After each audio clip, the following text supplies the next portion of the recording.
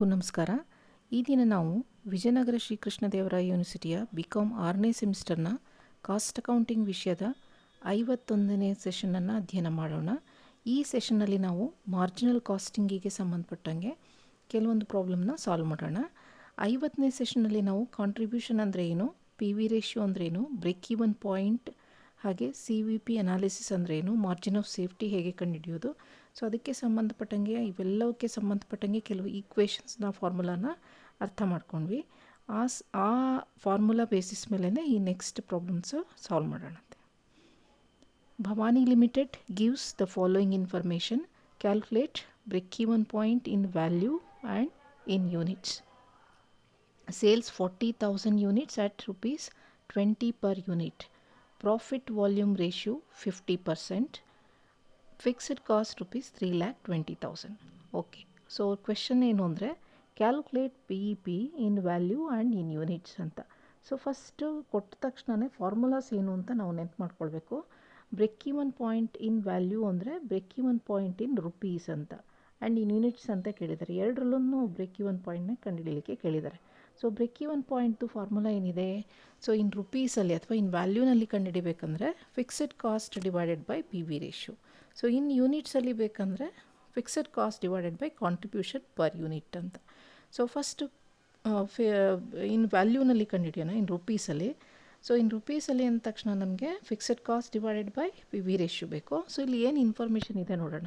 So fixed cost ಇದೆ ಇಲ್ಲಿ 3,20,000. Okay, numerator part available ಇದೆ. ಸೊ PV ರೇಷಿಯೋ ಅವರೇ ಕೊಟ್ಟಿದ್ದಾರೆ. ಸೊ ಎರಡೂ ಇನ್ಫಾರ್ಮೇಷನ್ ಕೊಟ್ಟಿರೋದ್ರಿಂದ ಸೊ ಈಸಿಯಾಗಿ ನಾವು ಅದನ್ನು ಕಂಡುಹಿಡಿಬೋದು. Fixed cost divided by PV ratio ಅಂದಾಗ ಇಲ್ಲಿ fixed cost 3,20,000 divided by PV ratio 50%. ನಮಗೆ ರುಪೀಸಲ್ಲಿ 6,40,000 ರುಪೀಸು ಬ್ರೇಕ್ ಈವನ್ ಪಾಯಿಂಟ್ ಆಯಿತು. ಓಕೆ, ನೆಕ್ಸ್ಟ್ ಇನ್ ಯೂನಿಟ್ಸಲ್ಲಿ ಬೇಕಂದಾಗ ಸೊ ಇನ್ನೂ ಎರಡು ಥರ ನಾವು ಇಲ್ಲಿ ಕ್ಯಾಲ್ಕುಲೇಟ್ ಮಾಡ್ಬೋದು. ಯಾಕಂದರೆ ಇನ್ ರುಪೀಸಲ್ಲಿ ನಮಗೆ ಸಿಕ್ಕಿದೆ, ಹಾಗೆಯೇ ಅದರ ಸೆಲ್ಲಿಂಗ್ ಪ್ರೈಸು ಸಿಕ್ಕಿದೆ, ಅಂದರೆ ಒಂದು ಯೂನಿಟಿಗೆ ಎಷ್ಟು ಅಂತ. ಸೊ ಇಲ್ಲಿ ರುಪೀಸಲ್ಲಿ ನಮಗೆ ಬ್ರೇಕ್ ಈವನ್ ಪಾಯಿಂಟ್ ಸಿಕ್ಕಾಗ ಅದನ್ನೇ ನಾವು ಸೆಲ್ಲಿಂಗ್ ಪ್ರೈಸಿಂದ ಡಿವೈಡ್ ಮಾಡಿದರೂ ನಮಗೆ ಯೂನಿಟ್ಸಲ್ಲಿ ಸಿಗುತ್ತೆ. ಅಥವಾ ಇನ್ನೊಂದು ಫಾರ್ಮುಲಾ ಅಂತ ಹೇಳಿದ್ವಿ, ಏನಂದರೆ fixed cost divided by contribution per ಯೂನಿಟ್ನ ಅದರಿಂದ ಕ್ಯಾಲ್ಕುಲೇಟ್ ಮಾಡಿದ್ರೆ ನಮಗೆ BEP ಇನ್ ಯೂನಿಟ್ಸು ಸಿಗುತ್ತೆ. ಸೊ ಎರಡರಲ್ಲೂ ಕ್ಯಾಲ್ಕುಲೇಟ್ ಮಾಡೋಣ. ಸೊ ಇದರಲ್ಲಿ BEP in units, so break even point in ಯೂನಿಟ್ಸಲ್ಲಿ ಕ್ಯಾಲ್ಕುಲೇಟ್ ಮಾಡಬೇಕಂದ್ರೆ fixed cost divided by contribution per unit. So contribution ಅಂದರೆ ಏನು, contribution is nothing but PV ratio. So contribution per unit ಅಂತ ಅಂದಾಗ ಇಲ್ಲಿ PV ರೇಷಿಯೋನ ನಾವು ರುಪೀಸಿಗೆ ಕನ್ವರ್ಟ್ ಮಾಡ್ಕೊಂಡಾಗ ಅದನ್ನು ಕಾಂಟ್ರಿಬ್ಯೂಷನ್ ಪರ್ ಯೂನಿಟ್ ಅಂತ ಹೇಳ್ತೀವಿ. ಸೊ ಇಲ್ಲಿ ನಮಗೆ ಎಷ್ಟಿದೆ, 50% ಕೊಟ್ಟಿದ್ದಾರೆ PV ratio. That is nothing but contribution ratio, ಅದನ್ನೇ ಕಾಂಟ್ರಿಬ್ಯೂಷನ್ ರೇಷಿಯೋ ಅಂತ ಹೇಳ್ತೇವೆ ನಾವು. ಇಲ್ಲಿ ಸೆಲ್ಲಿಂಗ್ ಪ್ರೈಸ್ ಎಷ್ಟಿದೆ, 20 ಇದೆ. ಸೊ 20 ರುಪೀಸ್ ಸೆಲ್ಲಿಂಗ್ ಪ್ರೈಸ್ ಇದ್ದಾಗ ಅದರ 50% ಕಾಂಟ್ರಿಬ್ಯೂಷನ್ ಅಥವಾ PV ರೇಷಿಯೋ ಇದೆ ಅಂತ. ಸೊ ಇನ್ನು ಉಳಿದಿದ್ದಷ್ಟು ನಮಗೆ ವೇರಿಯಬಲ್ ಕಾಸ್ಟ್ ರೇಷಿಯೋ ಒಂದು ಗೊತ್ತಿರಬೇಕು. ಸೊ ಕಾಂಟ್ರಿಬ್ಯೂಷನ್ನು ಮತ್ತು PV ರೇಷಿಯೋ ಎರಡೂ ಸೇಮು. ಹಾಗೆಯೇ ಸೇಲ್ಸ್ ಅಂದಾಗ ಅದರಲ್ಲಿ ಏನಿರುತ್ತೆ ಅಂದರೆ ವೇರಿಯಬಲ್ ಕಾಸ್ಟ್ ಆ್ಯಂಡ್ ಕಾಂಟ್ರಿಬ್ಯೂಷನ್ ಇರುತ್ತೆ. ಓಕೆ, ಸೇಲ್ಸು ಅಕಸ್ಮಾತ್ ನಮಗೆ 50% ಇದೆ ಅಂದರೆ ಕಾಂಟ್ರಿಬ್ಯೂಷನ್ 50% ಇದೆ.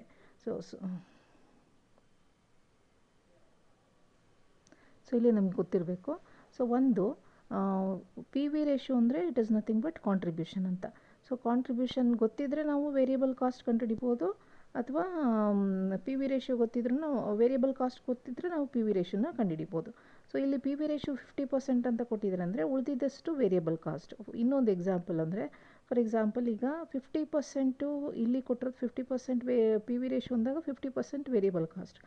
ಅಕಸ್ಮಾತಾಗಿ 75% ವೇರಿಯಬಲ್ ಕಾಸ್ಟ್ ಇದೆ ಅಂದರೆ ಇನ್ನು ಉಳಿದಿದ್ದು 25% PV ರೇಷಿಯೋ ಇರುತ್ತೆ ಅಥವಾ ಕಾಂಟ್ರಿಬ್ಯೂಷನ್ ರೇಷಿಯೋ ಇರುತ್ತೆ ಅಂತ ಅರ್ಥ. ಓಕೆ, ಸೊ ಇಲ್ಲಿ PV ರೇಷಿಯೋ 50% ಕೊಟ್ಟಿದ್ದಾರೆ ಅಂದರೆ contribution is nothing but 50% of selling price ಅಂತ. ಸೊ ಇಲ್ಲಿ ಸೆಲ್ಲಿಂಗ್ ಪ್ರೈಸ್ ಎಷ್ಟಿದೆ, 20 ರುಪೀಸ್ ಇದೆ. ಸೊ 20 ರುಪೀಸಲ್ಲಿ 50% ಅಂದಾಗ ₹10 ಆಯಿತು. Okay, so 10 rupee per unit is the contribution. Okay, so ಈಗ BEP ಇನ್ ಯೂನಿಟ್ಸ್ ಕ್ಯಾಲ್ಕುಲೇಟ್ ಮಾಡಬೇಕಂದ್ರೆ fixed cost divided by contribution per unit. So fixed cost ಕೊಟ್ಟಿದ್ದಾರೆ 3,20,000. So divided by ₹10 ಅಂದಾಗ ನಮಗೆ 32,000 units ಆಯಿತು. ಸೊ ಅದೇ ಇನ್ನೊಂದು ಆವಾಗಲೇ ಹೇಳಿದ್ವಿ. ಸೊ ಇಲ್ಲಿ ನಮಗೆ BEP ಇನ್ ರುಪೀಸ್ ಸಿಕ್ಕಿದೆ ಅಂದಾಗ ಅದನ್ನು divided by selling price per unit ಮಾಡಿದ್ರು ನಮಗೆ ಯೂನಿಟ್ಸಲ್ಲಿ ಸಿಗುತ್ತೆ. So 6,40,000 is the break even point in rupees divided by selling price per unit is ₹20. So 32,000 units same value, so same in ಯೂನಿಟ್ಸಲ್ಲಿ ಸಿಕ್ಕಿದೆ ನಮಗೆ. ಓಕೆ, ನೆಕ್ಸ್ಟ್ ಪ್ರಾಬ್ಲಮ್ ಸಾಲ್ವ್ ಮಾಡೋಣ. Sales 4,000 units at rupees 10 per unit. Break-even point break-even point 1,500 units. Fixed cost rupees 3,000. So what is the amount of variable cost and profit ಅಂತ ಕೇಳಿದ್ದಾರೆ. So ಇಲ್ಲಿ variable cost ಅಂತ ಹೇಳಿದಾಗ variable cost total ಎಷ್ಟು, so ಯಾವಾಗ ಅಂದರೆ ಬ್ರೇಕ್-ಇವನ್ ಪಾಯಿಂಟಲ್ಲಿ sales variable cost ಎಷ್ಟು, ಹಾಗೆ ಸೇಲ್ಸ್ 4,000 ಯೂನಿಟ್ಸ್ ಇದ್ದಾಗ ಅದರದ್ದು ವೇರಿಯಬಲ್ ಕಾಸ್ಟು ಟೋಟಲ್ ಎಷ್ಟು ಅಂತ ಕೇಳಿದ್ದಾರೆ. ಸೊ ಇಲ್ಲಿ ನಮಗೆ ಏನು ಇನ್ಫಾರ್ಮೇಷನ್ ಇದೆ ಅಂತಂದರೆ ಸೇಲ್ಸ್ 4,000 ಯೂನಿಟ್ಸ್ ಆಗಿದೆ, ಸೆಲ್ಲಿಂಗ್ ಪ್ರೈಸು 10 rupees ಅಂತ ಇದೆ. ಓಕೆ, ಸೊ ಇಲ್ಲಿ ನಾವೇನು ಕಂಡುಹಿಡಿಬೋದು ಅಂದರೆ ಇಲ್ಲಿ ಸೊ ಬ್ರೇಕ್-ಇವನ್ ಪಾಯಿಂಟ್ ಕೊಟ್ಟಿದ್ದಾರೆ ಮತ್ತು ಸೊ ಹೇಗೆ ಕಂಡುಹಿಡಿಬೋದು ಅಂತ ನೋಡ್ಬೇಕು ನಾವಿಲ್ಲಿ. ಸೊ ಇಲ್ಲಿ ಏನೇನು ಇನ್ಫಾರ್ಮೇಷನಿಂದ ನಾವು ಹೆಂಗೆ ಕಂಡುಹಿಡಿಬೋದು, ಇಲ್ಲಿ ಒಂದು ಏನು ಕಂಡುಹಿಡಿಬೋದು ಅಂದರೆ ಸೊ ನಮಗೆ ಕಾಂಟ್ರಿಬ್ಯೂಷನ್ ಪರ್ ಯೂನಿಟ್ ಕಂಡುಹಿಡಿಯೋಕ್ಕೆ ಅವಕಾಶ ಇದೆ. ಸೊ ಏನಂದರೆ ಇಲ್ಲಿ ನೋಡಿ, ಬ್ರೇಕ್-ಇವನ್ ಪಾಯಿಂಟ್ ಇನ್ ಕೊಟ್ಟಿದ್ದಾರೆ ಇನ್ಫಾರ್ಮೇಷನ್ನು. So break even point in units ಕೊಟ್ಟಿದ್ದಾರೆ ಅಂದರೆ ಅದ್ರ ಫಾರ್ಮುಲಾ ಏನು ಗೊತ್ತಿದೆ ಅಂದರೆ fixed cost divided by contribution per unit. Okay, so ಇಲ್ಲಿ ಏನೇನು ಇನ್ಫಾರ್ಮೇಷನ್ ಗೊತ್ತಿದೆ ನಮಗೆ, ಬ್ರೇಕ್-ಇವನ್ ಪಾಯಿಂಟ್ ಗೊತ್ತಿದೆ ಇನ್ ಯೂನಿಟ್ಸ್, ಫಿಕ್ಸೆಡ್ ಕಾಸ್ಟ್ ಗೊತ್ತಿದೆ, ಕಾಂಟ್ರಿಬ್ಯೂಷನ್ ಪರ್ ಯೂನಿಟ್ ನಮಗೆ ಬೇಕಿರೋದು ಅದನ್ನು ಕಂಡುಹಿಡ್ಕೊಳ್ಳೋಣ. ಓಕೆ, ಸೊ ಇಲ್ಲಿ ವೇರಿಯಬಲ್ ಕಾಸ್ಟ್ ಪರ್ ಯೂನಿಟ್ ಕಂಡುಹಿಡಲಿಕ್ಕೆ ಸೊ ನಮಗೆ selling price per unit minus contribution per unit ಅಂತ ಗೊತ್ತು. ಸೊ ಕಾಂಟ್ರಿಬ್ಯೂಷನ್ ಪರ್ ಯೂನಿಟ್ನ ಕಂಡುಹಿಡಿಯೋಣ ಫಸ್ಟ್. ಸೊ ಹೀಗೆ ಫಾರ್ಮುಲಾ ಹಾಕ್ಕೊಂಡು so break even point in units equal to fixed cost divided by contribution per unit. So break even point 1,500 units ಇದೆ, fixed cost ಕೊಟ್ಟಿದ್ದಾರೆ 3,000 rupees. So divided by contribution per unit substitute ಮಾಡಿರಿ values 3,000 divided by 1,500 units. So contribution per unit ನಮಗೆ calculate ಮಾಡೋಕ್ಕೆ ಸಿಗುತ್ತೆ. So cross multiply ಮಾಡಿದಾಗ ನಮಗೆ so divide ಮಾಡಿದಾಗ contribution per unit is ₹2 per unit. Okay, ₹2 per unit ನಮಗೆ contribution ಇದೆ ಅಂತ ಅಂದಾಗ ವೇರಿಯಬಲ್ ಕಾಸ್ಟು ಸೊ ಡಿಫ್ರೆನ್ಸ್ ಗೊತ್ತಿದೆ. ಸೇಲ್ಸಲ್ಲಿ ನಮಗೆ ಕಾಂಟ್ರಿಬ್ಯೂಷನ್ ಕಳೆದ ತಕ್ಷಣ ಸಿಗೋದೇ ನಮಗೆ variable cost. Okay, variable cost ಎಷ್ಟಾಗುತ್ತೆ ಅಂದರೆ ಸೊ 10 rupees ಸೆಲ್ಲಿಂಗ್ ಪ್ರೈಸಲ್ಲಿ 2 rupeesನ ಕಾಂಟ್ರಿಬ್ಯೂಷನ್ ಕಳೆದ್ರೆ 8 rupees ನಮಗೆ ವೇರಿಯಬಲ್ ಕಾಸ್ಟ್ ಆಗುತ್ತೆ. So per unit. Okay, so ಇದು ಪರ್ ಯೂನಿಟ್ ಆಯಿತು. ನಮಗೆ ಬೇಕಾಗಿರೋದು total. So total variable cost at the break even point ನೋಡಿ ಎಷ್ಟಾಗುತ್ತೆ ಅಂದರೆ ಸೊ 1,500 ಯೂನಿಟ್ಸು ಅಲ್ಲಿ ಬ್ರೇಕ್-ಇವನ್ ಆಗಿದೆ ಅಂದರೆ ಇಂಟು 8 ಮಾಡಿದರೆ so 8 rupees is the variable cost. Multiply ಮಾಡಿದ್ರೆ ನಮಗೆ ಟೋಟಲ್ ವೇರಿಯಬಲ್ ಕಾಸ್ಟ್ ಸಿಗುತ್ತೆ, ದಟ್ ಈಸ್ ₹12,000.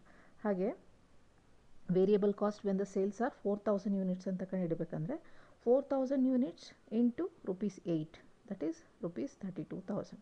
ಸೊ 32,000 rupees ನಮಗೆ total variable cost when the sales are 4,000 units. So next ಪ್ರಾಫಿಟ್ನ ಹೇಗೆ ಕಂಡುಹಿಡಿಬೇಕು.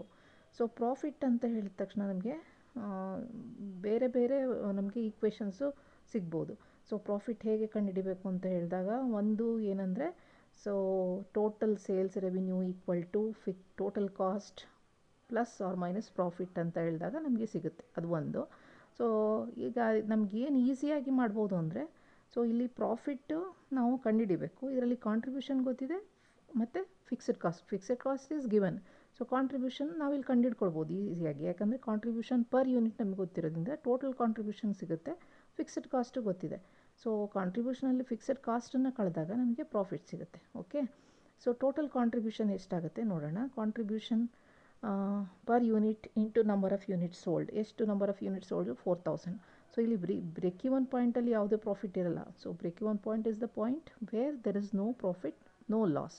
ಸೊ ಇಲ್ಲಿ ಬೇಕಾಗಿರೋದು ನಮಗೆ profit when the sales are 4,000 units. Okay, so ಅಲ್ಲಿ ಕಾಂಟ್ರಿಬ್ಯೂಷನ್ ಎಷ್ಟಿದೆ ನೋಡೋಣ. ಸೊ ₹2 ಇಂಟು 4,000 ಮಾಡಿದಾಗ 4,000 ಯೂನಿಟ್ಸ್ ಮಾಡಿದಾಗ ನಮಗೆ ₹8,000 ಕಾಂಟ್ರಿಬ್ಯೂಷನ್ ಆಗುತ್ತೆ. ಸೊ 8,000 ಕಾಂಟ್ರಿಬ್ಯೂಷನಲ್ಲಿ ಫಿಕ್ಸೆಡ್ ಕಾಸ್ಟನ್ನು ಕಳೆದೆ ಉಳಿದಿರೋದು ನಮಗೆ ಪ್ರಾಫಿಟ್ ಆಗುತ್ತೆ. Profit equal to contribution minus fixed cost. So profit equal to 8,000 minus 3,000 ಮಾಡಿದ್ರೆ ₹5,000 ನಮಗೆ ಪ್ರಾಫಿಟ್ ಆಗುತ್ತೆ. ಓಕೆ, ನೆಕ್ಸ್ಟ್ ಇನ್ನೂ ಒಂದು ಪ್ರಾಬ್ಲಮ್ ಸಾಲ್ವ್ ಮಾಡೋಣ. From the following information which relates to Varun company limited calculate PV ratio and then margin of safety. So ಏನು information ಇದೆ. Sales ₹10 lakhs, variable cost ₹4 lakhs, profit ₹3 lakhs. So PV ratio ಕೇಳಿದ್ದಾರೆ. PV ratio ಅಂದ ತಕ್ಷಣ ನೆನಪಾಗಬೇಕು ನಮಗೆ ಎಷ್ಟೊಂದು formulas ಇದೆ, ಇದರಲ್ಲಿ ಯಾವುದರಿಂದ ನಾವು ಇನ್ಫಾರ್ಮೇಷನಿಂದ ನಾವು ಯಾವ ಫಾರ್ಮುಲಾ ಹಾಕ್ಕೊಳ್ಬೋದು. ಸೊ ಪಿ ವಿ ರೇಷ್ಯೋಗೆ ಕಾಂಟ್ರಿಬ್ಯೂಷನ್ ಡಿವೈಡೆಡ್ ಬೈ ಸೇಲ್ಸ್ ಇದೆ, ಅಥವಾ sales minus variable cost divided by sales ಇದೆ. ಓಕೆ, ಇಲ್ಲಿ ಯಾವುದು ಇನ್ಫಾರ್ಮೇಷನ್ ಇದೆ ಅದನ್ನು ಹಾಕ್ಕೊಳ್ಳೋಣ. ಸೊ ಇಲ್ಲಿ contribution divided by sales into 100 ಮಾಡಿದ್ರೆ ಸಿಗುತ್ತೆ. ಸೊ ಕಾಂಟ್ರಿಬ್ಯೂಷನ್ ಅಂದರೆ ಏನಿಲ್ಲಿ, so sales minus variable cost. Sales equal to 10 lakh minus 4 lakh variable cost ಮಾಡಿದ್ರೆ ನಮಗೆ ಈ ಕಾಂಟ್ರಿಬ್ಯೂಷನ್ ಸಿಕ್ತು. 6 lakhs rupees is the variable cost, sorry 6 lakhs rupees is the contribution. So PV ratio equal to contribution divided by sales ಅಂದಾಗ, so 6 lakh divided by 10 lakhs ಮಾಡಿದ್ರೆ into 100 ಮಾಡಿದಾಗ ಪರ್ಸೆಂಟೇಜಲ್ಲಿ, so 60% is the PV ratio. So first ಕ್ವೆಶನ್ಗೆ answer ಆಯಿತು. Next margin of safety ಕೇಳಿದ್ದಾರೆ. Margin of safety ಅಂದಾಗ so ನಮಗೆ ಯೂನಿಟ್ಸಲ್ಲಿ ಕಂಡುಹಿಡಿಬೋದು, ರುಪೀಸಲ್ಲೂ ಕಂಡುಹಿಡಿಬೋದು. ಯೂನಿಟ್ಸಲ್ಲಿ ಇಲ್ಲಿ ಏನು ಇನ್ಫಾರ್ಮೇಷನ್ ಇಲ್ಲ, ರುಪೀಸಲ್ಲಿ ಕಂಡುಹಿಡಿಬೋದು. ಸೊ ರುಪೀಸಲ್ಲಿ ಕಂಡುಹಿಡಿಲಿಕ್ಕೂ 2 ಫಾರ್ಮುಲಾ ಇದೆ. ಒಂದು actual sales minus sales at B E P, ಇನ್ನೊಂದು profit divided by P B ratio. So ಇಲ್ಲಿ ಯಾವುದು ಇನ್ಫಾರ್ಮೇಷನ್ ಇದೆ ನೋಡ್ಕೊಳ್ರಿ. ಸೊ ಇಲ್ಲಿ ಆ್ಯಕ್ಚುಯಲ್ ಸೇಲ್ಸ್ ಇದೆ, that is 10 lakhs, but B E P ಇಲ್ಲ. ಬಿ ಇ ಪಿನ ಕ್ಯಾಲ್ಕುಲೇಟ್ ಮಾಡಬೇಕಂದ್ರೆ ಮತ್ತೆ ನಮಗೆ ಫಿಕ್ಸೆಡ್ ಕಾಸ್ಟ್ ಬೇಕಾಗುತ್ತೆ. ಸೊ ಅದ್ರ ಬದಲು ಸೊ ಇನ್ನೊಂದು ಫಾರ್ಮುಲಾ ಇದೆ, profit divided by P B ratio ಅಂತ. ಸೊ ಪ್ರಾಫಿಟ್ ಇದೆ ನಮಗೆ, ಪಿ ವಿ ರೇಷಿಯೋ ಮೇಲೆ ಕಂಡುಹಿಡಿದೀವಿ 60% ಅಂತ. Profit it is given 3 lakh.